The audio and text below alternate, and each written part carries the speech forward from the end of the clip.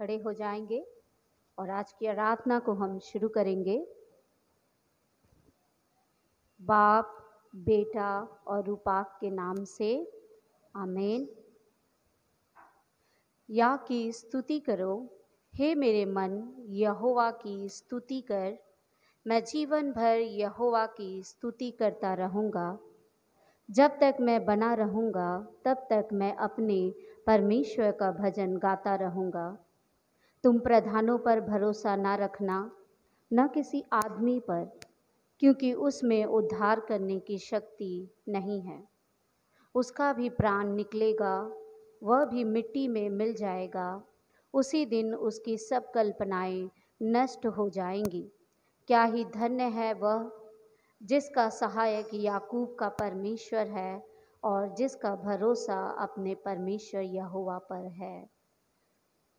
आइए हम सभी मिलकर परमेश्वर की महिमा में गीत गाएंगे। गीत नंबर 8, मुक्ति दिलाई यीशु नाम, शांति दिलाई यीशु नाम।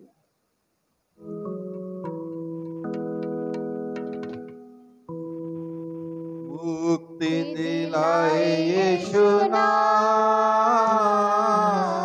शांति दिलाए यीशु नाम। बोलो मुक्ति दिलाए यीशु नाम,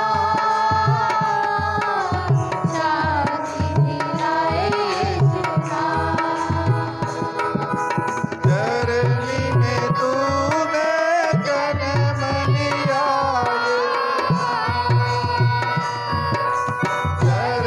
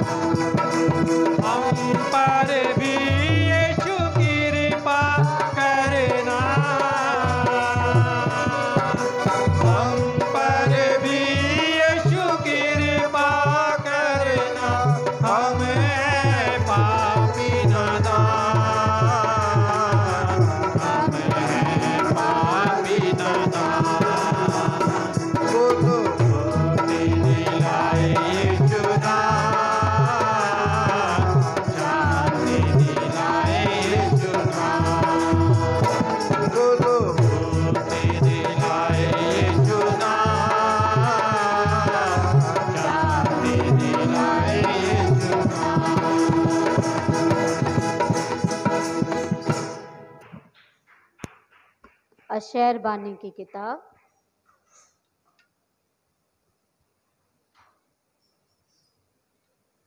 पेज नंबर 4, हिस्सा नंबर 3। हमारे खुदावन यीशु मसीह का फजल, खुदा की मोहब्बत और रूहुल कुदूस की शराकत आप सबके साथ होती रहे। हिस्सा नंबर 4 और 5 हम सभी मिलकर बोलेंगे। ऐ तमाम कुदरत के खुदा, तेरे आगे सबके दिल का हाल खुला है। तुझे सबकी मुरादें मालूम हैं और तुझसे कोई भेद छिपा नहीं।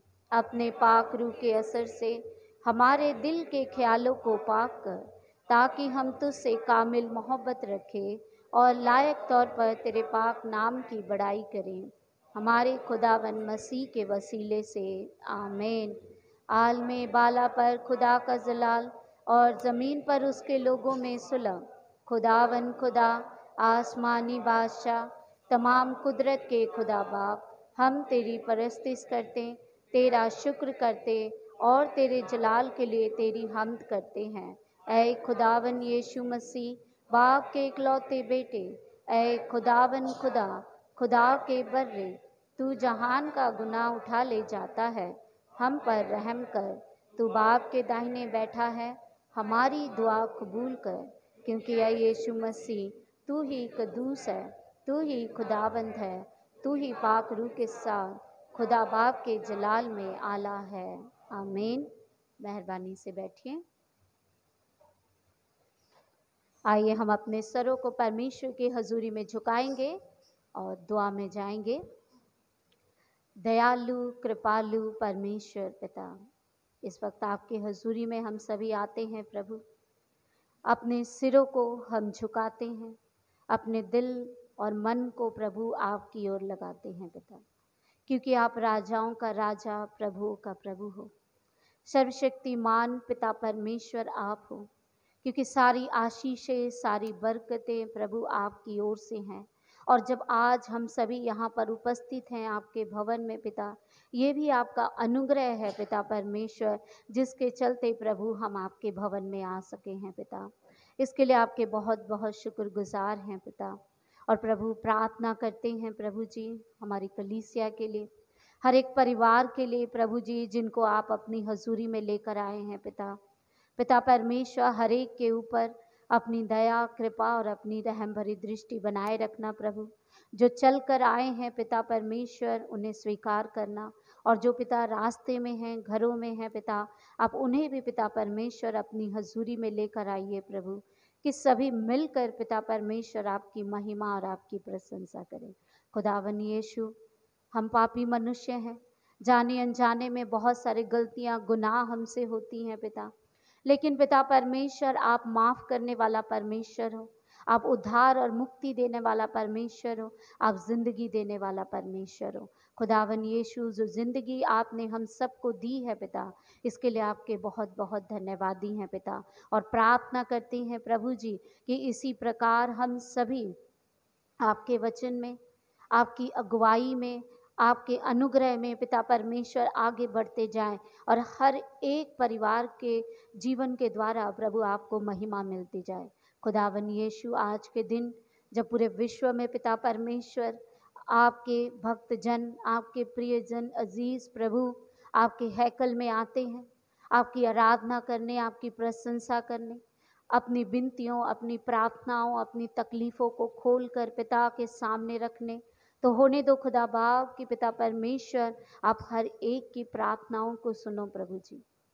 हर एक की तकलीफ़ों को, परेशानियों को, चिंताओं को पिता यीशु मसीह के नाम से दूर करो पिता परमेश्वर, और अपना बल और अपनी ताकत दो पिता परमेश्वर, कि पिता परमेश्वर कलीसिया का हर एक सदस्य प्रभु जी अपने जीवन को आपको समर्पित करता हुआ पिता आपके वचन की अगुवाई में अपने जीवन को चलाए। खुदावन यीशु, बाकी के समय को आपके सामर्थी हाथों में रखते हैं। प्रार्थना प्रभु यीशु मसीह के नाम से मांगते हैं, आमीन। हम प्रभु के वचन में से पहला हिस्सा पढ़ेंगे।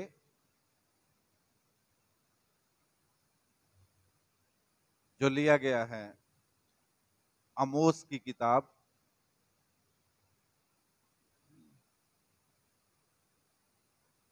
आमोस की किताब उसका 8 अध्याय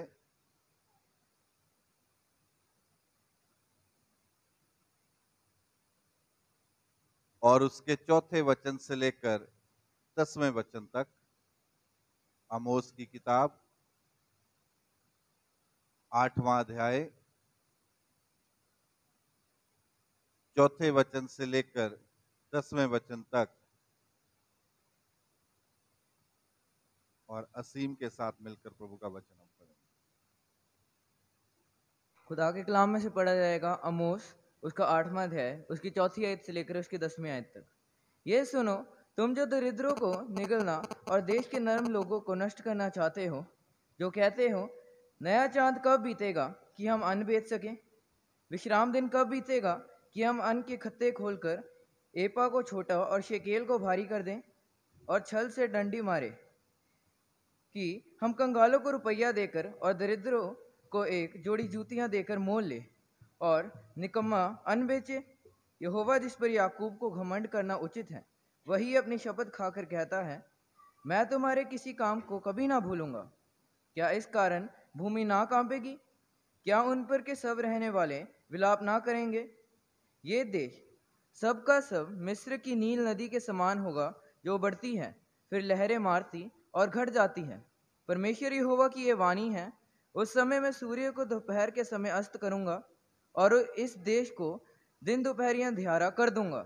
मैं तुम्हारे पर्वों के उत्सव को दूर करके विलाप कराऊंगा और तुम्हारे सब गीतों को दूर करके विलाप के गीत गवाऊंगा। मैं तुम सब की कंठी में टाट बांधूंगा और तुम सब के सिरों को मुंडाऊंगा और ऐसा विलाप कराऊंगा जैसा एक लौता के लिए होता है, और उसका अंत कठिन दुख के दिन का सा होगा। ताकि कलाम के बड़े जाने पे सबको आशीष मिले, आमीन। प्रभु की महिमा में एक गीत मिस्टर बेंस और उनकी टीम के साथ मिलकर गाएंगे।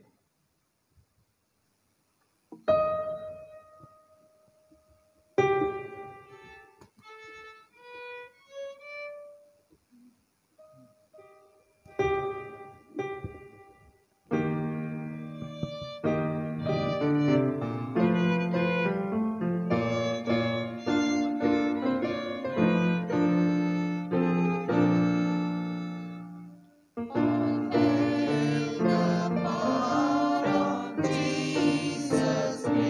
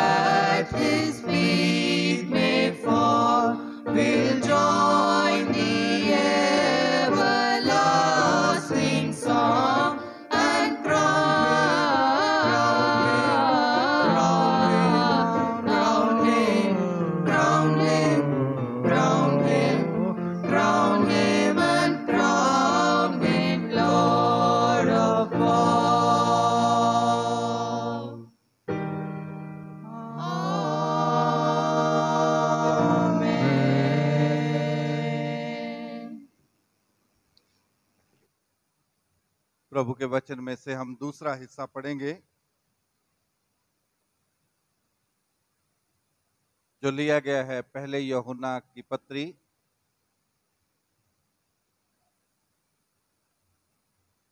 यूहन्ना द्वारा लिखी गई पहली पत्री, उसका 3 अध्याय और उसके 14वें वचन से लेकर 18वें वचन तक।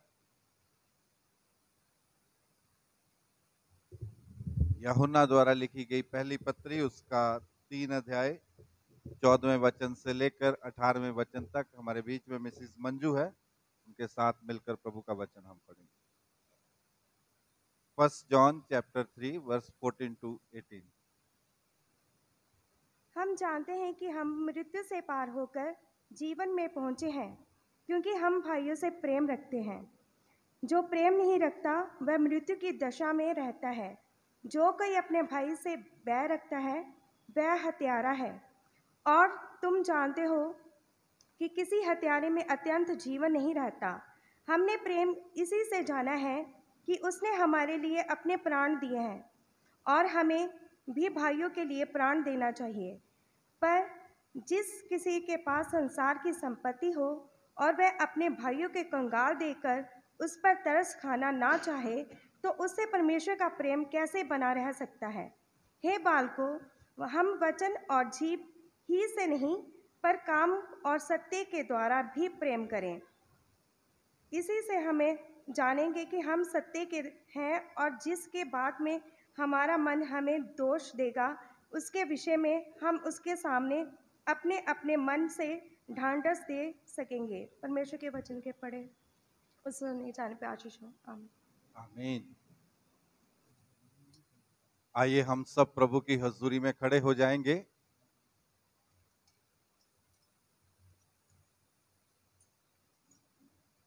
अशायर बानी की किताब पेज नंबर 8 हिस्सा नंबर 14 का दूसरा हिस्सा, रसूलों का अकीदा। हम सब मिलकर कहेंगे। मैं खुदा कादिर मुतलक बाप पर ईमान रखता हूँ जो आसमान और जमीन का खालिक है। मैं यीशु मसीह पर ईमान रखता हूँ जो खुदा का इकलौता बेटा और हमारा खुदाबंद है। वह रसूल कदूस की कुदरत से पेट में पड़ा, कुंवारी मरियम से पैदा हुआ, पैंतियुस पिलातूस के अहद में दुख उठाया, मसलूब गया, मर गया और दफन हुआ, आलमे अरवाह में उतर गया, तीसरे दिन जी उठा, आसमान पर चढ़ गया और बाप के दाहिने हाथ है, यहाँ से जिंद फिर आएगा। मैं रसूल कदूस पर, पाक कैथोलिक कलीसिया पर, मुकद्दसों की शराकत, गुनाहों की माफी, बदन की क़यामत और अपनी जिंदगी पर ईमान रखता हूँ। आमीन। एक गीत हम प्रभु की महिमा में मिलकर गाएंगे। आराधना के गीत की किताब, गीत नंबर 466, ज़बूर नंबर 95।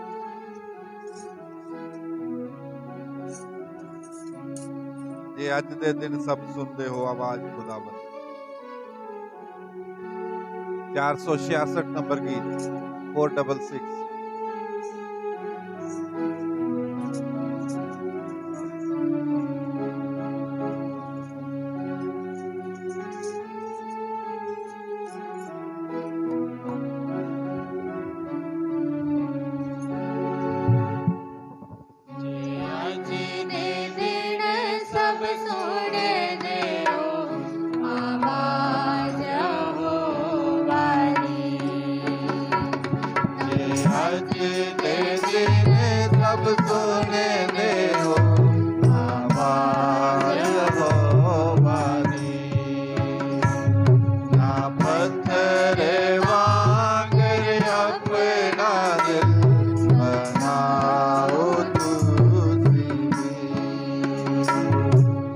पत्थर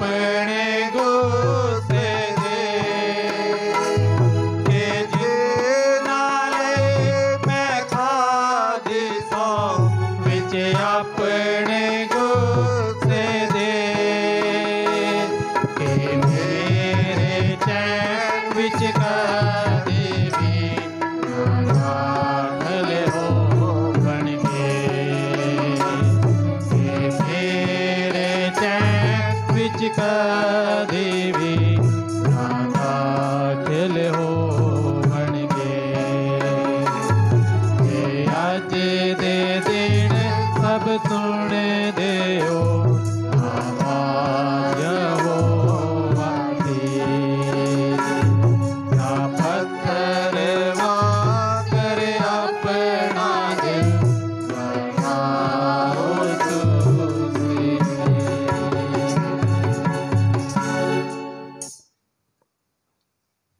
हम प्रभु की हजूरी में बने रहेंगे, पवित्र इंजील का पाठ पढ़ेंगे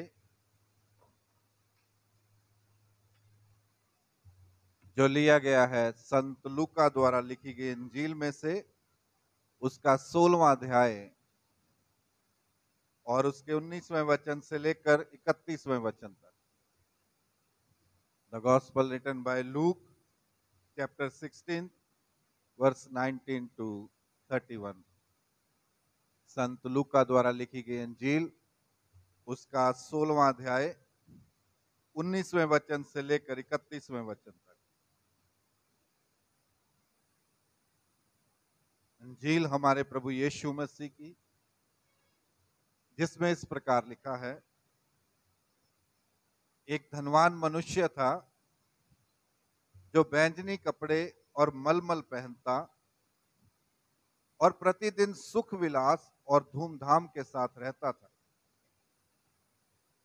लाजर नाम का एक कंगाल घावों से भरा हुआ उसकी डेवड़ी पर छोड़ दिया जाता था और वह चाहता था कि धनवान की मेज पर की जूठन से अपना पेट भरे। यहां तक कि कुत्ते भी आकर उसके घावों को चाटते थे। ऐसा हुआ कि वह कंगाल मर गया और स्वर्गदूतों ने उसे लेकर अब्राहम की गोद में पहुंचाया। वह धनवान भी मरा और गाड़ा गया और अधलोक में उसने पीड़ा में पड़े हुए अपनी आंखें उठाई और दूर से अब्राहम की गोद में लाजर को देखा। तब उसने पुकार कर कहा, हे पिता अब्राहम, मुझ पर दया करके लाजर को भेज दे ताकि वह अपनी उंगली का सिरा पानी में भिगोकर मेरी जीभ को ठंडी करे, क्योंकि मैं इस ज्वाला में तड़प रहा हूं। परंतु अब्राहम ने कहा, हे पुत्र, स्मरण कर कि तूने अपने जीवन में अच्छी वस्तुएं ले ली हैं और वैसे ही लाजर बुरी वस्तुएं, परंतु अब वह यहां शांति पा रहा है और तू तड़प रहा है। इन सब बातों को छोड़ हमारे और तुम्हारे बीच एक भारी घड़ा ठहराया गया है कि जो यहां से उस पार तुम्हारे पास जाना चाहे वह ना जा सके और ना कोई वहां से इस पार हमारे पास आ सके। उसने कहा, तो हे पिता, मैं तुझसे विनती करता हूं कि तू उसे मेरे पिता के घर भेज, क्योंकि मेरे 5 भाई हैं। वह उनके सामने इन बातों की गवाही दे, ऐसा ना हो कि वे भी इस पीड़ा की जगह में आए। अब्राहम ने उससे कहा, उनके पास तो मूसा और भविष्यद्वक्ताओं की पुस्तकें हैं, वे उनकी सुने। उसने कहा, नहीं हे पिता अब्राहम, पर यदि कोई मरे हुओं में से उनके पास जाए तो वे मन फिराएंगे। उसने उससे कहा, जब वे मूसा और भविष्यद्वक्ताओं की नहीं सुनते तो यदि मरे हुओं में से भी कोई उनके पास जी कर चला जाए तो भी उसकी नहीं मानेंगे। अंजील हमारे प्रभु यीशु मसीह की। ऐ प्रभु यीशु, तेरी तारीफ हो। आमीन। मेहरबानी से बैठिए। आइए हम दुआ में अपने सरों को झुकाएंगे। तमाम कुदरत के खुदा बाप, आसमान और जमीन के खालिक और मालिक, सर्वशक्तिमान परमेश्वर पिता, आपका धन्यवाद करते हैं, शुक्र करते प्रभु जी आज के समय के लिए जो आपने हम सबको दिया, कि आपकी हजूरी में रहकर, आपकी अगुवाई में रहकर प्रभु आपके धन्यवाद में बने रहें। और प्रभु जी आपकी दया में दृढ़ता में बढ़ते हुए आपके जलाल में बने रहें, इस लायक ठहराते हैं प्रभु जी। आपका शुक्र करते हैं कि प्रभु आपने हमारे अजीजों पर अपना रहम बनाए रखा, बहन भाई बुजुर्ग बच्चे नौजवानों को प्रभु जी नया जीवन दिया, कि आपकी दया में दृढ़ होते हुए आपकी अगुवाई में चलें और आपका वचन हर एक के हृदयों में वास करे। क्योंकि प्रभु जी आपका वचन कहता है कि परमेश्वर के वचन को अधिकाई के साथ अपने अंदर बसने दो और उस प्रेम से भर जाओ जो वो तुम्हारे लिए देता है। पिता परमेश्वर ये बख्शिए कि आपका वो प्रेम बहुत आयत से हर एक के हृदय में वास करे और मिलजुल कर प्रभु जी अच्छाई में भरते हुए आपकी अगुवाई में चलें। क्योंकि आपके वचन में लिखा है कि प्रभु जी जो आज्ञाएं और विधियां आपकी ओर से है उनको चौकसी के साथ सुनकर, चेतावनी को लेकर सच्चे मन से उनके मुताबिक चल, तो तेरा परमेश्वर तुझे बरकतों से भरपूर करता जाएगा। पिता परमेश्वर ये बख्शिए कि हर एक का जीवन आपकी उन आशीषों बरकतों को प्राप्त करने के लिए प्रभु जी चौकसी के साथ, चेतावनी के साथ प्रभु जी, और चौकन्ने होकर अपने जीवन को आपकी अगुवाई में व्यतीत करता जाए। और प्रभु जी आपकी महिमा सबके जीवन के द्वारा जाहिर हो। पिता परमेश्वर प्रार्थना करते हैं मिसिज आशा के लिए, मिस्टर राजकुमार के लिए प्रभु जी जिनके डायलिसिस हो रहे हैं। आप चंगाई देने वाले परमेश्वर पिता अपने दोनों अजीजों पर रहम कीजिए प्रभु जी। उनके शरीर की कमजोरियां, परेशानियां प्रभु सब प्रभु यीशु मसीह के नाम से दूर करें, तंदुरुस्ती बख्शे, उनके घरों में सलामती बख्शे प्रभु। प्रार्थना करते हैं मिसिज लीजा के लिए प्रभु, जब आज उनकी फ्लाइट है अपनी बेटी के साथ होइए पिता परमेश्वर, ताकि प्रभु जिस देश में आप उसे लेकर जा रहे हैं वो सलामती के साथ वहां पहुंचे और अपने परिवार में आपके नाम को धन्यवाद देते हैं। प्रार्थना करते हैं पिता परमेश्वर मिस्टर आशीष चौहान के लिए, जो बच्चा प्रभु जी फीवर से परेशान है, इन्फेक्शन से परेशान है, उसे अपने पवित्र हाथों से छू कर चंगाई बख्शिए। मिस्टर डेविड चौहान को प्रभु जी चंगाई बख्शिए, रोग से छुटकारा दीजिए, तंदुरुस्ती बख्शिए, ताकि वो बुजुर्ग आपके नाम को धन्यवाद दे। प्रार्थना करते हैं प्रभु जी मिसिज वंदना के लिए, जो हॉस्पिटल में एडमिट है, पिता परमेश्वर अपना रहम, अपना फजल अपनी बेटी पर बनाए रखें और प्रभु उसके शरीर के हर रोग को, हर इन्फेक्शन को, हर बीमारी को प्रभु यीशु मसीह के नाम से उससे दूर करें। वो आपकी बेटी प्रभु आपकी हजूरी में चंगाई पाए और आपका धन्यवाद उसके जीवन के द्वारा। प्रार्थना करते हैं मिसिज नीना के लिए प्रभु जी, जो ट्रीटमेंट के लिए जलंधर गए हुए हैं। पिता परमेश्वर अपनी बेटी पर अपना अनुग्रह बनाए, चंगाई और तंदुरुस्ती बख्शे, रोग से छुटकारा, आपका धन्यवाद कर सके प्रभु। प्रार्थना करते हैं मिसिज नीना जॉन के लिए प्रभु, जो टाइफाइड से बीमार हैं प्रभु, उनको भी अपने पवित्र हाथों से छू कर चंगाई बख्शे, तंदुरुस्ती बख्शे, कि आपके धन्यवाद में चंगाई के साथ प्रभु आपका जलाल जाहिर करें। प्रार्थना करते हैं पिता परमेश्वर ममता भट्टी के लिए प्रभु जी, जो डेंगू से पीड़ित हैं, उन्हें भी अपने पवित्र हाथों से छू कर चंगाई, तंदुरुस्ती दे प्रभु, और उस रोग से प्रभु छुटकारा दे। मिसिज बिमला के साथ हो ये प्रभु, उन्हें भी अपने पवित्र हाथों से छू कर चंगाई दे। और प्रार्थना करते हैं मिस्टर फ्रांसिस जॉन के लिए, हमारे बुजुर्ग के लिए, जो प्रभु जी बीते दिनों में गिरे, चोटें आई, लेकिन आपने अपना हाथ रखकर उनको नया जीवन दिया। पिता परमेश्वर उन बुजुर्गों को छू कर चंगाई और तंदुरुस्ती में भरा, कि आपका धन्यवाद उनके जीवन के द्वारा जाहिर होता जाए। प्रार्थना करते हैं नए अजीजों के लिए, बहन भाइयों के लिए प्रभु, बच्चों के लिए, बुजुर्गों के लिए जिनके नाम हम तक नहीं पहुंचे, एक एक जन पर अपनी दया और कृपा बनाए रखें, सबको तंदुरुस्ती में बढ़ाएं, धन्यवाद में कायम करें और अपनी महिमा में बढ़ाते हुए अपने सेवा में अपने जलाल से भरते जाएं, कि आपका वचन हर घर में बहुत तायत से कार्य करे और आपकी चंगाई में बढ़ते, आपकी तंदुरुस्ती में बढ़ते, आपके धन्यवाद में बने रहें। प्रार्थना करते हैं पिता परमेश्वर प्रभु जी उन सब के साथ होइए जो बसों गाड़ियों में सफर करें, उनके सफर को मुबारक कीजिए।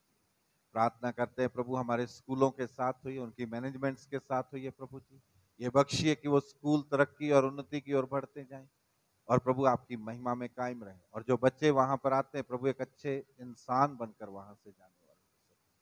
प्रार्थना करते हैं प्रभु डाइस ऑफ चंडीगढ़ के साथ होइए, अपना रहमो फजल सब पर बनाए रखे। कलीसिया, पादरी साहबान, डीकन, इवेंजलिस्ट, प्रभु जी को वर्कर्स और प्रभु बिशप साहब सब पर अपना रहम कीजिए और अपनी बहुतायत के साथ हर एक को अपनी सच्चाई में बढ़ाते जाइए। प्रार्थना करते हैं पिता परमेश्वर, प्रभु जी नौजवानों के साथ हो, ये जो काम की तलाश में उनको अच्छा काम मिलने में सहायता मिले, जो काम कर रहे हैं उनके काम में प्रभु बढ़ोतरी बख्शे। प्रभु जी प्रार्थना करते हैं जो घरों से दूर आपकी नजदीकी में बच्चे कोचिंग ले रहे हैं, स्टडी कर रहे हैं, काम कर रहे हैं, उन सब पर भी अपना रहमो फजल बनाए रखें और एक एक जन को प्रभु अपनी बरकत से भरपूर करते हुए धन्यवाद में कायम करते जाए। आपका वचन हर एक की जिंदगी को भरपूरी बख्शता जाए और आपकी महिमा में बढ़ते, आपकी सेवा में बने। प्रार्थना करते हैं प्रभु जी आपकी दया, आपकी कृपा, आपका अनुग्रह हर एक की जिंदगी में कायम होता है और आपकी रूह के वसीले से बढ़ते आपके जलाल में बने। प्रार्थना करते बीते दिनों में प्रभु जी जिनके जन्मदिन और मैरिज एनिवर्सरी थी, प्रभु उन सबको अपनी बरकत से भरते, एक एक के जीवन को मुबारक ठहराइए। प्रभु अपनी रूह से भरिए, सामर्थ से भरिए और अपनी महिमा में इस्तेमाल कीजिए। अपने धन्यवाद में बढ़ाकर खड़ा कीजिए प्रभु, और प्रभु हर घर में अपना शुक्रिया अदा बनाए रखें। प्रार्थना करते प्रभु आज के इस वचन के लिए जो आपने हमें दी, पिता परमेश्वर ये बख्शिए कि जब आपके खादमगीर आज के इस वचन को बांटे तो ये बख्शिए कि प्रभु जी हम उन वचनों को सुनकर अपनी जिंदगियों में ग्रहण करते हुए, अपने मन की बुराइयों को दूर करते हुए प्रभु जी आपके वचन के आधार पर चलते जाएं, ताकि प्रभु हर एक की जिंदगी आपसे छुटकारा पाकर उस अनंत जीवन की वारिस हो जिसके लिए प्रभु जी आपने सबको चुना है। प्रभु यीशु मसीह के नाम से मांगते हैं, आमीन।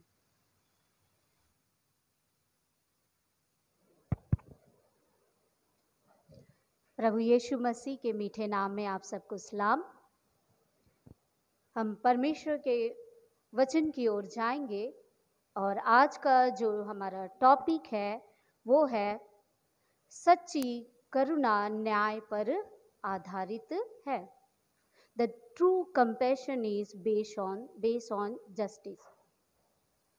जब हम बात करते हैं परमेश्वर के वचन की, परमेश्वर का जो वचन है आज जो हमने पढ़ा वो बताता है कि हर एक जो इंसान है उसको परमेश्वर की दया, उसको परमेश्वर की करुणा मिली हुई है।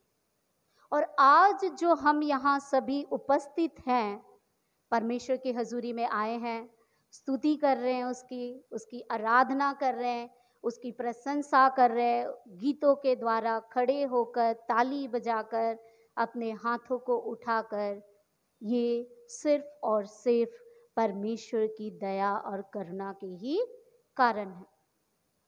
और वचन हमें बताता है कि परमेश्वर की करुणा और परमेश्वर की दया हमारे लिए बहुत ही जरूरी है। अगर उसकी दया, उसकी करुणा हमारे जीवन में नहीं होगी तो हम जो इंसान जो है हम एक भी दिन जी नहीं सकेंगे, क्योंकि उसका जो सामर्थी हाथ है वो हमें संभालता है, वो हमें बचाता है और वो हमें तरक्की और उन्नति कराता है। और परमेश्वर का वचन कहता है कि जब उसकी करुणा है, सच्ची करुणा है, पर उसकी जो करुणा और उसकी जो दया है वो न्याय के ऊपर आधारित है। हम परमेश्वर की दया, परमेश्वर की करुणा हम पाना चाहते हैं, लेकिन जब बात आती है न्याय की कि परमेश्वर हमारा न्याय करेगा, उसके लिए हम अपने आप को तैयार करना नहीं चाहते। इंसान जो अगर हम देखें तो इंसान जो है वो चाहता है कि प्रभु की दया और प्रभु की कृपा, प्रभु की करुणा मेरे ऊपर बहुतायत से होती रहे और वो मुझे उन्नति की सीढ़ियों पर चढ़ाए, तरक्की कराए मुझे, और मेरा जो भी सपना है प्रभु मेरे हर एक सपने को पूरा कर दे। और वो सिर्फ मेरी ही नहीं, आपकी ही नहीं, हर एक इंसान चाहता है कि मैंने जो जो सपने सजाए हैं, मैंने जो जो सोच कर रखा है, प्रभु अपनी दया और करुणा और अपनी सामर्थ से उन सारे सपनों को पूरा कर दीजिए। लेकिन परमेश्वर का वचन जो हमने पढ़ा, संत लूका द्वारा लिखी गई अंजील और उसका 16 अध्याय और उसकी 19 आयत से लेकर 31 आयत तक, और वहां पर बहुत ही अच्छा एक स्टोरी बताया गया है लाजर और धनी इंसान के बारे में। कि जो लाजर था और धनी इंसान था, उनके जीवन के बारे में बताया गया है कि जो धनी इंसान था वो अपने जीवन को बहुत ही अच्छी तरह से जी रहा था। उसके पास ऐशो आराम थे, उसके पास धन संपत्ति थी, उसके पास नौकर चाकर थे, अच्छा से अच्छा उसके पास खाना था जो वो खाकर अपने जीवन को व्यतीत कर रहा था। अच्छा से अच्छा उसके पास वस्त्र था, क्योंकि वहाँ पर परमेश्वर के वचन में लिखा है कि वो कैसे कपड़े पहनता था। लिखा है जो बैंजनी कपड़े और मलमल पहनता था। उसका जो कपड़ा था जो वो पहनता था बहुत ही कॉस्टली था, महंगा था, और वो अपना जीवन जो जी रहा था वो बहुत ही, हम कह सकते कि सुख और आराम और शांतिदायक था। लेकिन वहीं पर एक इंसान और था जिसका नाम था लाजर, और परमेश्वर का वचन बताता है कि वो जो जीवन जी रहा था वो दुखों से भरा हुआ था, वो कठिनाइयों से भरा हुआ था, वो पीड़ाओं से भरा हुआ था। उसके पास ना तो धन था, उसके पास ना तो संपत्ति थी, उसके पास ना तो अच्छे कपड़े थे, और यहाँ तक कि उसके शरीर में चारों तरफ घाव ही घाव थे, और कुत्ते आकर उसके घाव को, उसके जख्म को चाटा करते थे। और यहाँ तक उसे परेशानी थी कि उसको खाने तक की भी जो खाना था उसे नहीं मिल रहा था, और जो बचा कुचा था वही वो खाता था। लेकिन यहाँ पर हम देखते हैं दो लोगों के विषय में बातें की जा रही हैं, बताया जा रहा है, और उनके जीवन के बारे में बताया गया है। एक जो धनी इंसान और दूसरा जो लाजर, और उनके जीवन की जो यात्राएं यहाँ पर बताई गई हैं दोनों बिल्कुल ही अलग हैं। दोनों बिल्कुल ही अलग है। धनी इंसान ऐशो आराम में है, हर एक वस्तुएं उसके पास है, लेकिन लाजर के पास कुछ भी नहीं है। लेकिन एक चीज इन दोनों में हम देखेंगे कि जो लाजर के पास था वो था परमेश्वर का डर, परमेश्वर का भय और परमेश्वर का वचन। चाहे वो जैसी भी परिस्थिति में था, चाहे उसकी परिस्थिति कैसी भी थी, उसके पास खाना नहीं था, भोजन नहीं था, अच्छे कपड़े नहीं थे, जख्म से भरा हुआ था, लेकिन उसके पास उसका बल, उसकी ताकत, उसकी सामर्थ, उसका परमेश्वर था। हालेलुया। और वही परमेश्वर पिता हम देखते हैं कि जब लाजर की मृत्यु हो जाती है तो हम देखते हैं कि वो अब्राहम की गोद में होता है। और जब कुछ दिन के बाद धनी इंसान की भी मृत्यु होती है तो हम देखते वो अधोलोक में जाता है और वो वहां पर तड़पता है,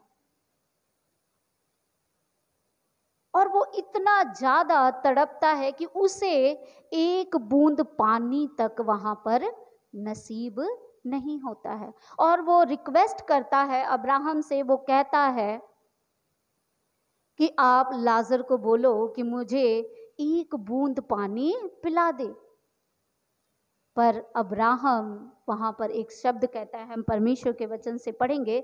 लिखा है उसने कहा, तो हे पिता, मैं तुझसे विनती करता हूं कि तू उसे मेरे पिता के घर भेज।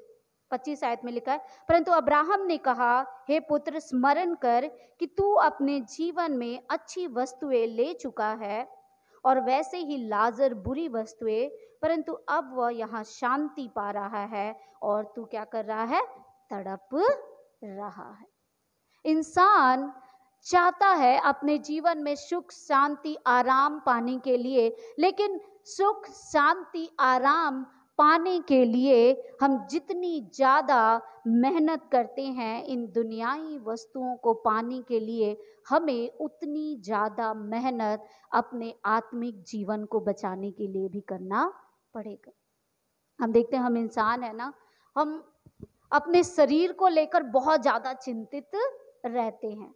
अगर हमें थोड़ी भी बीमारी हो जाए, बुखार हो जाए, खांसी हो जाए, जुकाम हो जाए, कुछ इन्फेक्शन हो जाए, तो हम जल्दी जल्दी कोशिश करते हैं कि हम जाएं और जाकर डॉक्टर को दिखाएं कि पता नहीं मुझे क्या हो गया है, हम दवाई लें। हम देखते हैं कि हम कहते हैं कि हम दवाई लें और अपने आप को जल्दी से हम ठीक कर लें, क्योंकि जो शारीरिक रूप से परेशानी मुझे हो रही है उससे मुझे बचने की जरूरत है और उसको हम जल्द से जल्द ठीक करना चाहते हैं। जल्द से जल्द हम उन बीमारियों से बचना चाहते हैं कि कहीं मेरे शरीर को कुछ हो ना जाए, कहीं मुझे कुछ हो ना जाए और मुझे इस जिंदगी को त्यागना ना पड़े। लेकिन जब बात आती है कि हम अपने आत्मा का भी ख्याल रखें, अपने आत्मा के बारे में भी सोचें, जो प्रभु कहता है ना तो वो मरेगा, वो कहता है कि तुम्हारी आत्मा जो है वो चिरस्थायी है और तुम्हारी आत्मा को अनंत जीवन का अधिकार मिलेगा। हर एक इंसान चाहता है कि जब वो न्याय के सिंहासन के सामने खड़ा हो तो परमेश्वर उसे स्वर्ग का राज्य दे दे। बोले आओ मेरे बच्चों, आपके लिए स्वर्ग का राज्य है और आप इसमें अपनी जिंदगी को आराम से बिताओ। हर एक इंसान चाहता है, लेकिन परमेश्वर का कंडीशन है, परमेश्वर का एक बात है कि जो भी इंसान परमेश्वर के वचन के अनुसार अपने जीवन को बिताएगा, वो ही इंसान जो है वो उस अनंत जीवन का अधिकारी हो सकेगा। हम लाजर को देखें, वो दुखों से भरा था, तकलीफों से भरा था, परेशानियों से भरा था, लेकिन उसने अपने परमेश्वर पिता को कभी भी छोड़ा नहीं। ना तो उसके वचन को छोड़ा, ना ही उसके वचन के अनुसार चलना छोड़ा, जिसके कारण हम देखते हैं कि जब उसकी मृत्यु हुई उसे उस अनंत जीवन का अधिकारी बनाया गया। और हम परमेश्वर के वचन को अगर आगे पढ़ते हैं, वहां पर लिखा है कि जो धनी इंसान है वो कहता है कि अगर ये अब्राहम को कहता है कि अगर लाजर आ नहीं सकता तो आप एक काम करो कि मेरे 5 भाई हैं और वो अभी भी जीवित हैं, तो आप एक काम करो कि मृतकों में से किसी को भेजो कि जाकर वो उनको सुसमाचार बताएं, जाकर उनको परमेश्वर का वचन बताएं कि वो अपने मन को फेरे। उसे, उस धनी इंसान को, जब वो जीवित था, जब उसके पास सब कुछ था, उसने रियलाइज नहीं किया कि जो मैं जीवन जी रहा हूं, क्या वो मेरे लिए अनंत जीवन का अधिकारी बनाएगा कि नहीं। वो सोचा कि बस खाओ पियो ऐश करो और बस मेरा जीवन यही तो है। जो अनंत जीवन, जो हमारा उद्धार करता, जो हमारा मुक्तिदाता, जो हमें देना चाहता है, आज हम देखते हैं कि उसकी तरफ हमारा ध्यान ही नहीं है। हम कहते प्रभु मुझे आशीषें दो, मेरे सपनों को पूरा करो, और अपनी दया जो है, अपनी करुणा जो है, अपनी आशीष जो है और अपनी बरकत जो है वो मेरे ऊपर, मेरे बच्चों के ऊपर, मेरे परिवार के ऊपर, मेरे रिश्तेदारों के ऊपर बनाए रखो। दूसरों की बात मैं बाद में देख लूँगा। हम चाहते तो बहुत कुछ है पाना, लेकिन जब बारी आती है कि हम उसके वचन के अनुसार अपने जीवन को बिताएं, तब हम कहते ये तो बहुत ही ज़्यादा मुश्किल है। तो याद रखिए, परमेश्वर का वचन कहता है कि सच्ची करुणा जो है, उसकी दया जो है, वो न्याय के ऊपर आधारित है। हम सबका एक ना एक दिन न्याय होगा, और जब हम इस धरती को छोड़कर जाएंगे, जो हमारी आत्मा जो है उसे न्याय सिंहासन के सामने खड़ा होना पड़ेगा। और एक बात हम याद रखें, ना तो हमारा पैसा, ना तो हमारे प्रॉपर्टी, और ना ही हमारा पोजीशन, और ना ही हमारा पावर जो है वो कुछ काम आएगा उस न्याय सिंहासन के सामने। हम ये नहीं कह सकेंगे प्रभु यीशु मसीह को कि प्रभु मैं जब धरती पर था मैं बहुत पावरफुल इंसान था, मेरे पास बहुत धन संपत्ति था, तो मुझे वो न्याय सिंहासन में आप अपना न्याय कर दो और मुझे वो स्वर्ग का राज्य का अधिकारी मुझे बना दो। वो हमारा कुछ भी काम नहीं आएगा। याद करें उस दिन को जिस दिन आपने परमेश्वर पिता को अपना जीवन सौंपा, और जिस दिन हमने और आपने अपना जीवन परमेश्वर पिता को सौंपा, उस दिन हमने परमेश्वर पिता से एक वादा किया था कि प्रभु आज से मैं अपने पुराने जीवन को छोड़कर आपके साथ एक नया जीवन जीऊंगा, जिसमें आपका वचन होगा, जिसमें आपका प्रेम होगा, जिसमें आपकी करुणा होगी और जिसमें आपकी दया होगी, और मैं अपने जीवन को हर एक बुराई से त्याग कर आपके वचन के अनुसार चलूंगा। लेकिन अगर हम आज अपने जीवन को देखें, हम उन सारे बातों को भुलाकर बैठे हुए हैं। सारे बातों को हम भूल गए और हम कहते हैं कि प्रभु जो मुझे अच्छा लगता है पहले वो आप करके मेरे जीवन में दो।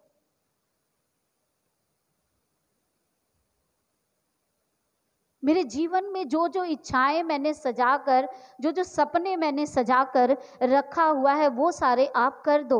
लेकिन जो हमने परमेश्वर पिता के साथ वादा किया था उसके ऊपर ना तो हमारा ध्यान है, उसके ऊपर ना ही हमारा फोकस है। बस हमारा फोकस और हमारा ध्यान है कि मुझे इस संसार की हर एक वस्तु मिल जाए। मैं ये नहीं कहती कि आप जो संसार की वस्तुओं को आप पाना चाहते ये गलत बात है, नहीं, ये अच्छी बात है। परमेश्वर ने हमारे लिए ही तो ये सारी चीजें बनाई हैं कि हम इसका सुख, शांति और लाभ उठाए। कल मैं एक सोशल मीडिया पे एक बात सुन रही थी और वहां पर बोल रहा था, किसी इंसान ने कहा कि जब इंसान के पास साइकिल था वो उससे भी बहुत खुश था। और जब हम देखते हैं बहुत सारे लोगों को कि वो कहते कि सबसे पहले, हमारे जो बुजुर्ग थे वो कहते सबसे पहले मेरे घर में ही साइकिल आया था।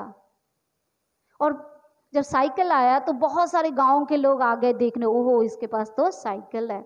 उसके बाद आया बाइक, और जब वो बाइक लेकर आया बोले ओहो इसके पास तो बाइक। और दूसरे जो लोग थे जिनके पास नहीं था वो बोलते थे काश मेरे पास भी बाइक होता तो मैं भी कितना आराम से जाता, मुझे पैदल चलना नहीं पड़ता, ये साइकिल का पैडल मुझे मारना नहीं पड़ता और इसमें बहुत ज़्यादा मेहनत है, तो काश मेरे पास भी बाइक होती तो मैं इतना आराम से चला जाता।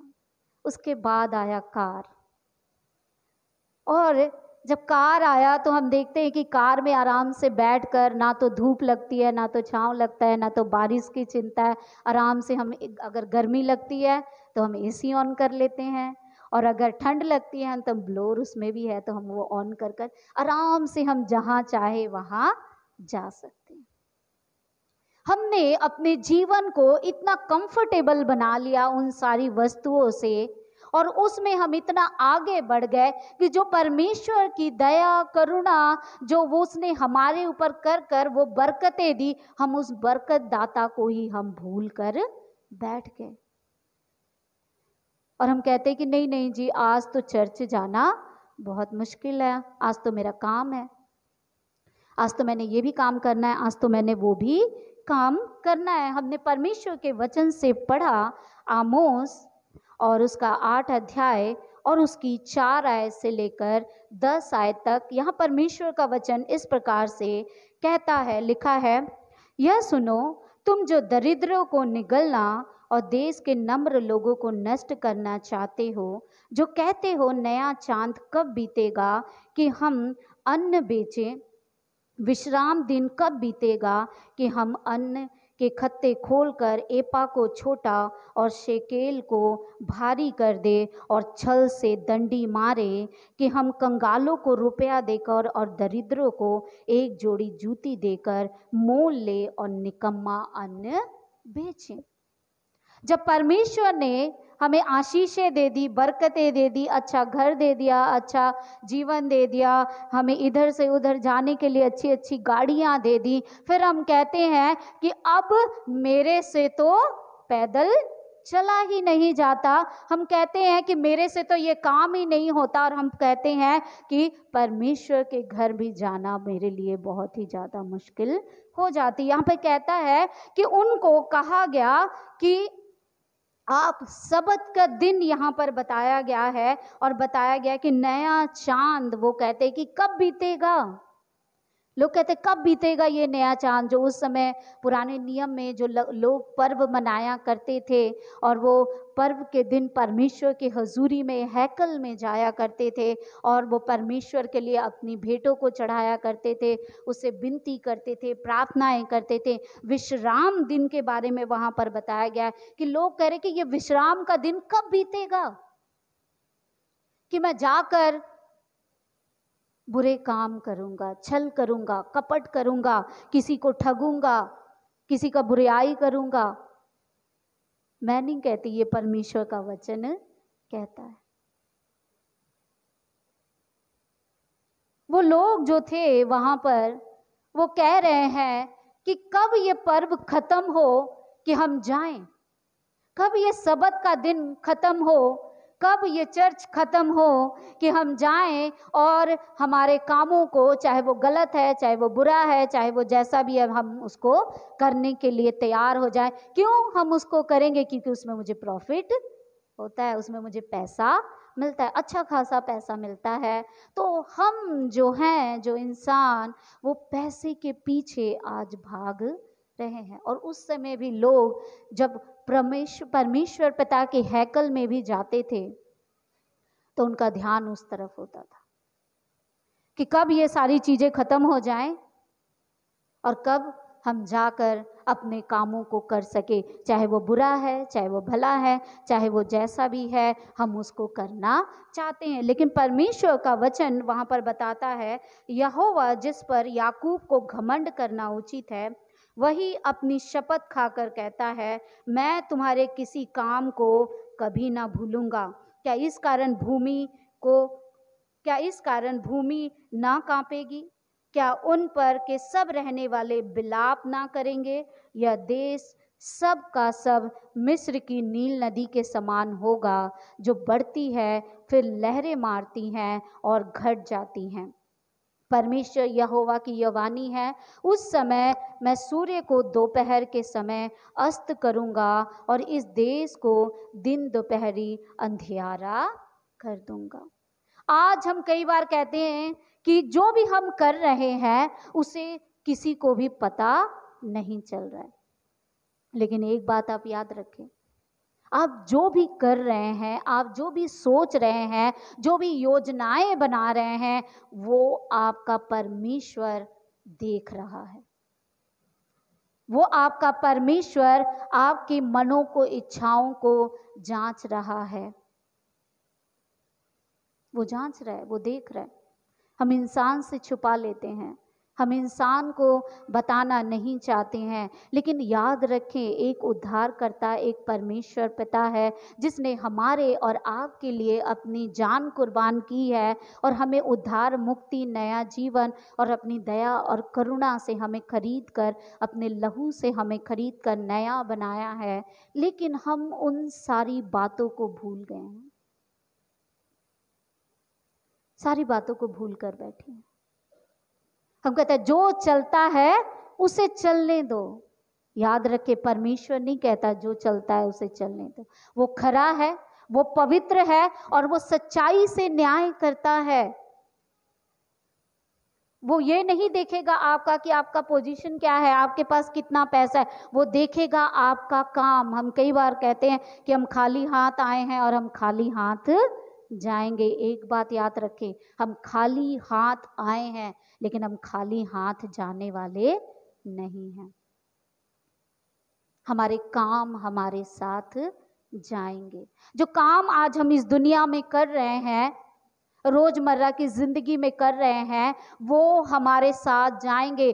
चाहे वो बुरा हो, चाहे वो अच्छा हो, चाहे वो भला हो, वो ही काम जो है वो हमें न्याय सिंहासन के सामने खड़ा करेगा। और एक एक काम जो हम आज रोजमर्रा की जिंदगी में करते हैं वो उस पुस्तक में लिखा हुआ है।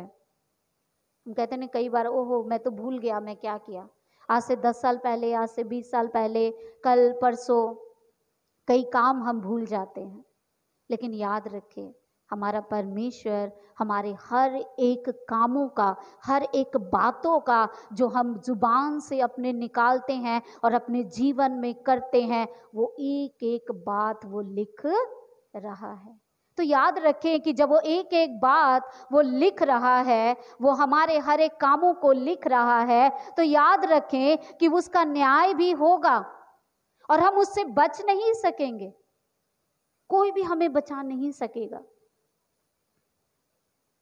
उसके न्याय सिंहासन के सामने खड़े होने से हमें कोई भी बचा नहीं सकेगा। हमें खड़ा होना पड़ेगा और पुस्तकें खोली जाएंगी और वहां पर एक एक हमारा काम खुलकर हमें बता दिया जाएगा। हालेलुया।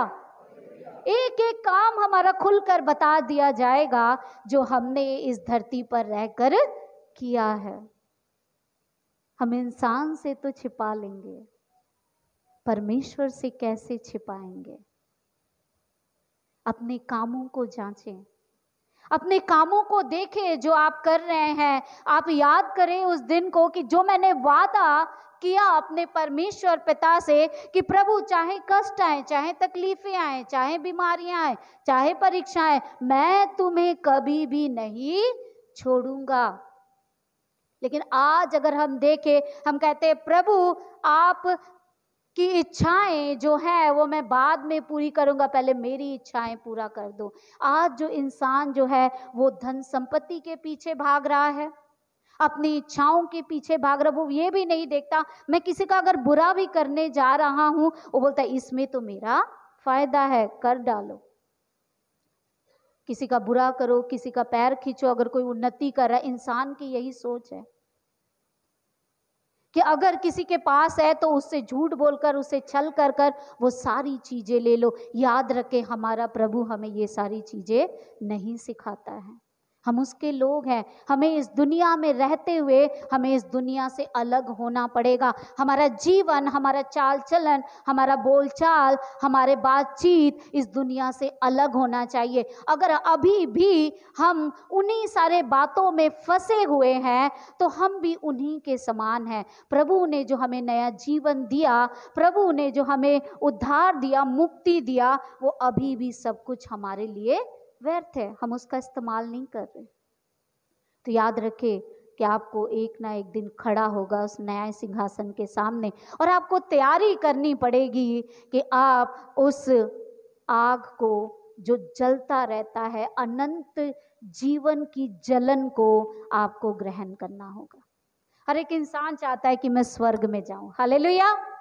हम सभी चाहते, कोई नहीं चाहता नरक में जाने के लिए। बोलते हम सभी स्वर्ग में जाएं। हम कई बार कहते हैं, कई लोगों की मृत्यु हो जाती है ना, तो हम कहते हैं ये सीधा स्वर्ग में चला गया है और आराम से बैठा हुआ है अब्राहम की गोद में। और हमने मत्ती लिखे सुसमाचार उसका 25 अध्याय को जब हम पढ़ते हैं, वहां पर बहुत ही साफ स्पष्ट तरीके से 10 कुंवारियों के बारे में बताया गया है कि कैसे 10 कुंवारियों ने वो दूल्हे के आने के लिए उन्होंने अपनी तैयारियां की। 5 तैयार थी जो बुद्धिमान थी और 5 जो थी जो निर्बुद्धि थी, उन्होंने अपनी तैयारी नहीं की थी। और जिसके चलते जो बुद्धिमान कुंवारियां थी, उन्होंने तैयार की हुई थी अपने आप को, अपने लैंप को, अपने दिए को, तो वो जा सकी दूल्हे के साथ। लेकिन जो 5 जो अनबुद्धि कुंवारियां थी, वो उन्होंने तैयारी नहीं की थी। हम किसके समान बनना चाहते हैं, चॉइस आपके ऊपर है। प्रभु ने चॉइस आपको दी है, अब आपने क्या चुनना है वो आपके ऊपर निर्भर है। प्रभु तो चाहता है आपको आशीषें देना, बरकतें देना, उस अनंत जीवन के अधिकारी बनाना वो चाहता है। लेकिन क्या आप अपने आप को इस धरती पर रहते हुए क्या तैयार कर रहे हैं कि नहीं? क्या आज अगर प्रभु आ जाए, हम में से कितने लोग उस न्याय सिंहासन के सामने खड़े होंगे? कितने लोग हम में से उस प्रभु के हजूरी में जाने वाले होंगे? चाहते तो सब हैं, लेकिन उसके लिए हमें तैयार होना पड़ेगा, और उसकी तैयारी जो है हमें अभी से ही करनी पड़ेगी, इस धरती पर ही करनी पड़ेगी। हमारे चाल चलन, हमारे बोलचाल, हमारे काम जो है हमें देखना पड़ेगा कि क्या हमारे जो काम है वो हम परमेश्वर पिता की इच्छा के अनुसार कर रहे हैं कि नहीं। अगर हमारे काम उस छल से, उस कपट से भरे हुए हैं, तो प्रभु का वचन कहता है, हम पढ़ेंगे, आमोस की पुस्तक में लिखा है, परमेश्वर यहोवा की यह वाणी है, उस समय मैं सूर्य को दोपहर के समय अस्त करूंगा और इस देश को दिन दोपहरी अंधियारा कर दूंगा। मैं तुम्हारे पर्वों के उत्सव को दूर करके विलाप कराऊंगा और तुम्हारे सब गीतों को दूर करके बिलाप के गीत गवाऊंगा। मैं तुम सबको कटी में टाट बंधाऊंगा और तुम सबके सिरों को मुड़ाऊंगा और ऐसा बिलाप कराऊंगा जैसा एक लौते के लिए होता है, और उसका अंत कठिन दुख के दिन का सा होगा। याद रखें, परमेश्वर का वचन कहता है कि वो हमें बरकत देना चाहता है, लेकिन ये कारण जब उसका श्राप आता है, जब उसके तकलीफें आती हैं, जब वो हमारे ऊपर कहर ढारता है, इसका कारण ये है कि हम उसके वचन के अनुसार नहीं चल रहे हैं। हम देखते एक माँ होती है ना, अब वो अपने बच्चों को समझाते, बच्चे ऐसा ना करो, बच्चे वैसा ना करो। जब वो कुछ गलत करते हैं हम टोकते हैं, अपने माँ बाप जो हैं अपने बच्चों को हम टोकते हैं, बच्चे आपने ऐसा नहीं करना है, आपने वैसा नहीं करना है। और जब परमेश्वर का वचन हमसे बात करता है, हमें बताता है कि हमें इन सारी बुराइयों से, बुरे बातों से, छल से, कपट से दूर रहना है, नहीं तो वो कहता है तुम्हारे ऊपर विलाप होगा, विलाप किया जाएगा, दुख किया जाएगा, जैसे एक लौते की मृत्यु के समय विलाप होता है। उसी प्रकार हम देखेंगे कि जब हम वचन के अनुसार नहीं चलेंगे, प्रभु का वचन कहता है तुम्हारे लिए भी विलाप किया जाएगा। और याद रखें, जो विलाप जो है वो दुखों और कष्टों के बारे में बताता है। कई बार हम देखते हैं परेशानियां हम झेल लेते हैं, तकलीफें हम उठा लेते हैं, लेकिन हम परमेश्वर के वचन के अनुसार अपने जीवन को बिताना नहीं चाहते हैं। और हम जब संत लूका द्वारा लिखी अंजील और उसके हम आखिरी आयतों को पढ़े, तो वहाँ पर बताया गया है कि जो धनी इंसान है वो कहता है कि मेरे भाइयों को बचा लो। वो अब्राहम को कहता है कि चलो मैं तो मर गया, मेरे भाइयों को बचाओ, मेरे 5 भाई हैं उनको बचा लो, तो उनके लिए आप मृतकों में से कोई भेजो। और परमेश्वर का वचन हम ध्यान से सुनेंगे, वहां पर कहता है, अब्राहम ने उससे कहा उनके पास तो मूसा और भविष्यवक्ताओं की पुस्तकें हैं, वे उनकी सुने।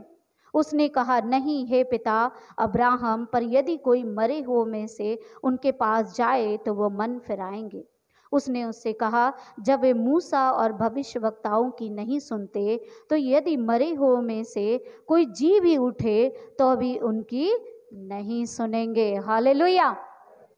और आप सब ने सुना है वो स्टोरी, कछुआ और खरगोश की कहानी। हम छोटे छोटे बच्चों को स्कूल में भी सुनाते हैं। और हम देखते हैं कि जो कछुआ है वो बहुत फास्ट दौड़ता है, वो बहुत तेजी तेजी तेजी तेजी दौड़ जाता है। जो कछुआ है बहुत स्लो होता है। सभी को ये स्टोरी पता है, मैं दोबारा आप सबको बताना चाहती हूँ कि दोनों में रेस होती है, और जो बेचारा कछुआ जो है वो धीरे धीरे धीरे धीरे चलता है, और जो खरगोश जो है वो बहुत तेज होता है, बोलता मैं तो झट ऐसे मिनट में मैं जीत जाऊंगा। और वो तेज, बहुत तेज दौड़ना शुरू कर देता है, बहुत तेज वो दौड़ता है। और जब तक वो जगह आनी है जहाँ पर उन्होंने स्टॉप करना है, उससे पहले ही कछुआ क्या हो जाता है, वो थक जाता है। और वो बोलता है ओहो अभी तो कछुआ आया नहीं है। खरगोश बोलता है मैं एक काम करता हूँ, थोड़ी देर में आराम कर लेता हूँ। और वो थोड़ी देर इतना ज़्यादा फास्ट दौड़ा था खरगोश कि वो बोलता है थोड़ी देर मैं रेस्ट कर लेता हूँ और उसके बाद फिर मैं तेजी से भागकर मैं जीत जाऊंगा। और वो जैसे ही आराम करने बैठता है वैसे ही उसे नींद आ जाती है। और वैसे ही जो कछुआ है जो धीरे धीरे धीरे धीरे चलकर वो उस जगह को जहाँ पर वहाँ पर उन्होंने ठहरा है वो उसको पार कर लेता है। और जब खरगोश की नींद खुलती है तो वो देखता है कि मैं हार चुका हूँ। हम जो इंसान जो है हम खरगोश की तरह बनना चाहते हैं, फास्ट दौड़ना चाहते हैं, बहुत फास्ट दौड़ना चाहते हैं, हर एक चीज़ें आसानी से हम पाना चाहते हैं, जीत पाना चाहते हैं। याद रखें आप एक बात कि जो भी फोकस के साथ और सच्ची तरीके से अच्छे तरीके से रेस को चलेगा वो ही इंसान जीतेगा। जो तेज दौड़ेगा वो जरूर थक जाएगा। हम तेज तो दौड़ना चाहते हैं लेकिन हम बीच में थक जाते हैं, हम कहते बस प्रभु अब नहीं होता है, बहुत चल लिया आपके वचन के अनुसार, बहुत कठिन। हम कई बार किसी से पूछते हैं कि वचन के अनुसार चलो, बोलते बहुत कठिन है वचन के अनुसार चलना। लेकिन याद रखे जो सच्ची में अपने परमेश्वर पिता से प्रेम करता है उसके लिए सारी बातें ही अच्छी लगने लगती है। वो कहता है चाहे कठिनाइयां आए मैं तो धीरे धीरे ही चलूंगा। वो कहता है सकरे मार्ग से प्रवेश करो। हालेलुया। हमें सकरा मार्ग अपनाना है। अगर हम तेज भागेंगे, इधर उधर ध्यान नहीं देंगे हम कहाँ जा रहे कहाँ नहीं जा रहे हैं, हम फंसेंगे, हम थकेंगे, हम परेशानियों में पड़ेंगे। और परमेश्वर का वचन कहता है तब पीड़ाएं आएंगी, श्राप आएंगी और विलाप होगा। हम नहीं चाहते कि आपके लिए कोई विलाप करे, हम चाहते हैं कि खुशी, आनंद और बरकत आपके जीवन में आए। हम चाहते हैं कि परमेश्वर का अनुग्रह और परमेश्वर की दया आपके ऊपर बहुतायत से हो। तो उसके लिए अपने फोकस को याद करें कि जो मैंने परमेश्वर पिता से किया था, प्रभु आज से मैं अपने जीवन को, उस फोकस को जो मैंने आपके ऊपर किया, मैं आपके ऊपर ही चलूंगा। सही को सही और गलत को गलत बोलना सीखें। गलत को कभी भी सही ना करें। जब हम गलत को सही करने की कोशिश करते हैं तो याद रखें वो विलाप आपके लिए तैयार है। और ये मैं नहीं कहती, वचन कहता है। हमने वचन में से एक और हिस्सा पढ़ा था, पहला यूहन्ना उसका 3 अध्याय और उसकी 11 आयत से लेकर उसकी 13 आयत से लेकर 18 आयत तक लिखा है, हे भाइयों यदि तुमसे संसार बैर करता है तो अचंभा ना करना। हम जानते हैं कि हम मृत्यु से पार होकर जीवन में पहुंचते हैं क्योंकि हम भाइयों से प्रेम रखते हैं। जो प्रेम नहीं रखता वो मृत्यु की दशा में रहता है। जो कोई अपने भाई से बैर रखता है वो हत्यारा है और जो तुम जानते हो कि किसी हत्यारे में अनंत जीवन नहीं रहता। हालेलुया। परमेश्वर का वचन कहता है अगर हम सही काम करेंगे, अगर हम सही तरीके से चलेंगे तो ये दुनिया जो है हमसे बैर रखेगी। लेकिन परमेश्वर का वचन कहता है कि दुनिया जितना भी बैर रख ले, हमारा परमेश्वर हमारे साथ रहेगा और वो हमें ना तो कभी गिरने देगा और ना वो हमें कभी परेशानी और तकलीफों में पड़े रहने देगा। वो हमें उठाकर खड़ा करेगा। लेकिन वो कहता है आपका जो प्रेम है, जो परमेश्वर पिता ने आपसे प्रेम किया है, वो प्रेम हमें अपने भाइयों के लिए, अपने अजीजों के लिए, अपने लोगों के लिए भी दिखाना पड़ेगा। हम सभी कहते हैं हम प्रभु से बहुत प्रेम करते हैं, प्रभु के लिए तो मैं तो जान भी देने के लिए तैयार हूं, मैं जान भी दे दूंगा प्रभु के लिए, उसके वचन के लिए। परमेश्वर का वचन कहता है जान की जरूरत नहीं है, तुम जी के दिखाओ मेरे लिए। प्रभु कहता है मरने की जरूरत नहीं है, तुम मेरे लिए जी के दिखाओ, जियो, मेरे वचन के अनुसार जियो। और परमेश्वर का वचन कहता है प्यार करो एक दूसरे से, और प्यार ही है जो हर एक बुरी बातों को, प्यार ही है जो हर एक बुरे कामों को वो ढक कर हमें नया जीवन, उन्नति, तरक्की और बरकतों की ओर लेकर जाएगा। इसीलिए हमें चाहिए कि जो दया हमारे ऊपर बनी हुई है, जो कृपा हमारे ऊपर बनी हुई है, और जो न्याय के सिंहासन के सामने हम सभी खड़े होंगे, तो अपने आप को अभी से तैयार होकर सुनने की आदत डालें, उसके वचन को सुने और उसके वचन के अनुसार आगे बढ़े। ये ना कि खरगोश की तरह बस हम भागते रहे, ये ना देखे क्या सही है, कौन सा रास्ता सही है, कौन सा रास्ता गलत है, बस हम सोचे कि वो जीत मुझे मिल जाए। याद रखें, परमेश्वर का वचन कहता है जो ईमानदारी और वफादारी से लास्ट तक बना रहेगा, अंत तक बना रहेगा, वो ही अनंत जीवन का अधिकारी होगा। परमेश्वर ने आपके लिए सजा कर और सवार कर रखा हुआ है। आप अपने आप को तैयार करें और उस अनंत जीवन के अधिकारी को प्राप्त करें। प्रभु आप सबको बहुत आशीष और बरकत दे। आमीन। Thank you.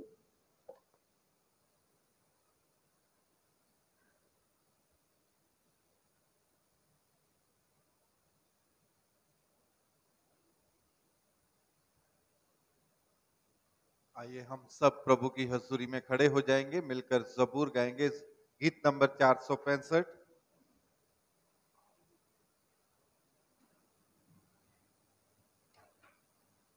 और अब दी वडियाई गाइए दिल ते जोर दे नाल, जेड़ा साडा मुक्तिदाता उसनु पूजिए आसा नाल, ओह चट्टान है जिस तो साडी मुक्ति।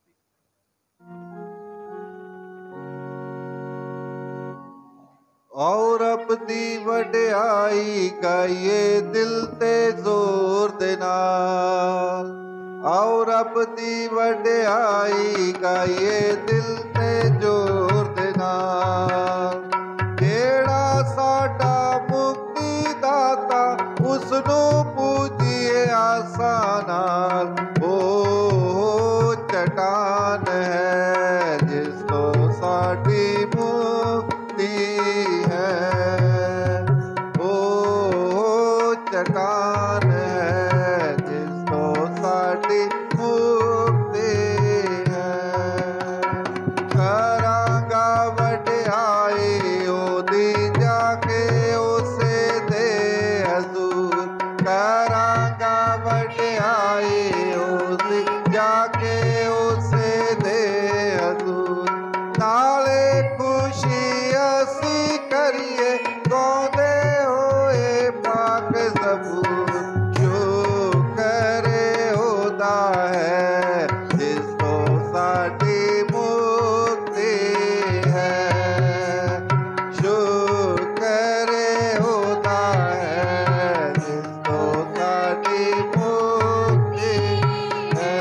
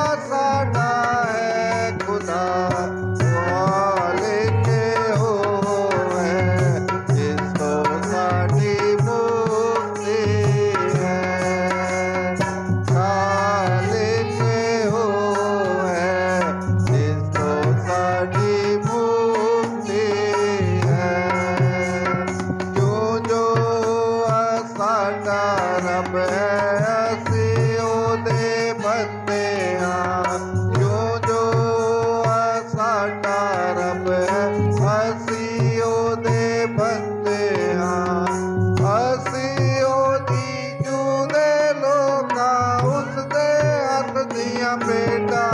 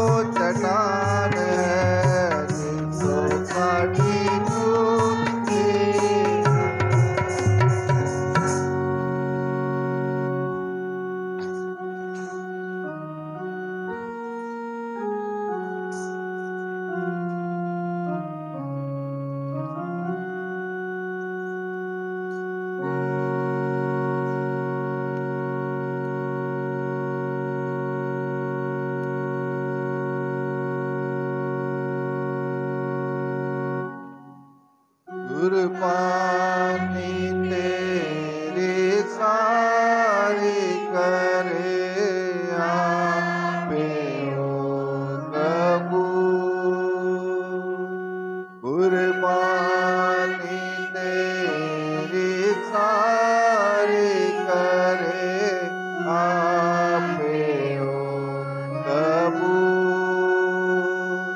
तेरा तेरी आनुलियो याद करेगा